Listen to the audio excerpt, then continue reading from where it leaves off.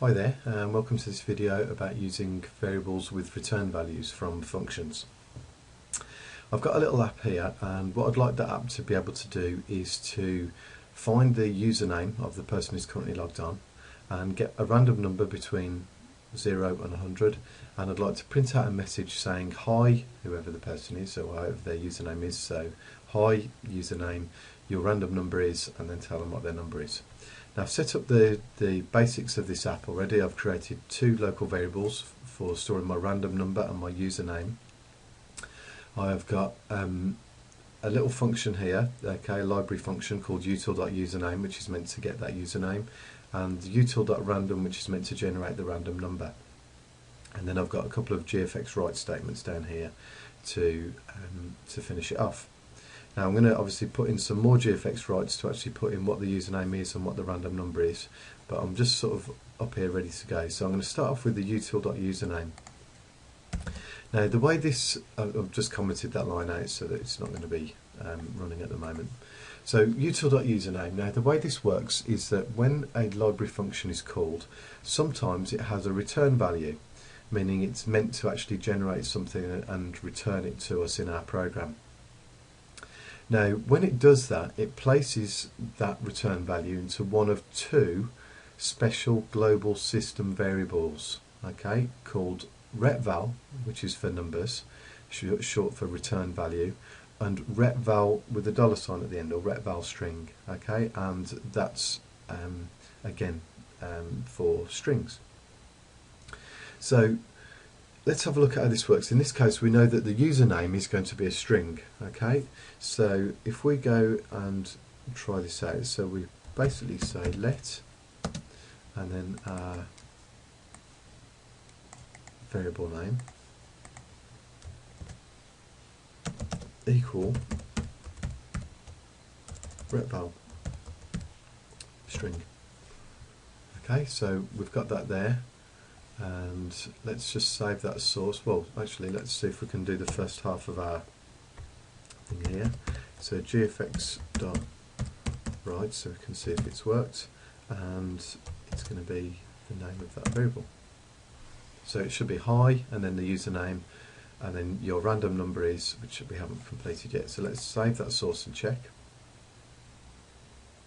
Okay, yeah, no problem so far. Excellent. So hi TrinityDB, which is my username, we can see there. Okay, your random number is, excellent. So that's the first part done. So let's see how we do this with the number variable. So now we need to get the random number. So I'm going to uncomment that now. So we want it to work. And let's, in this case, random number equal RETVAL. Okay, so we put these statements using RETVAL directly after when we've used the username, when we've used the function, just to make sure that we're getting that value straight away. Okay, so if I now run that, and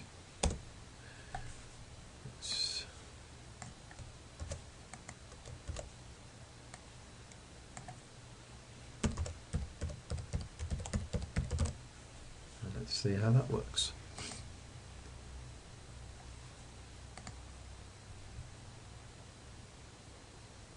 Okay, and if I run it again, so that one's 87, I'll run that again, because it's a random number, this time it's 6, run it again, this time 53. Excellent, so we can see how this works. Okay, so let's edit that source, okay, and just go through what's happened in our program. Okay, so basically what's happened here is we've run a library function called util.username. When that runs, it finds the username and puts it into a special global system variable called RETVAL string. Okay, places it into there, and then we retrieve it from there and place it into our username variable using a standard let statement. Okay, the let statement follows the same syntax as normal. Let the variable equal the value. Okay, so then we've got this one here, so util.random, so that's run a function that's generated a random number between 0 and 100. Okay, and then it says, right, so let our variable equal the return value there, this time without the string at the end, or the $sign at the end. And then we're able to use those in our program output. So that was using variables for return values from functions, both RETVAL and RETVAL string.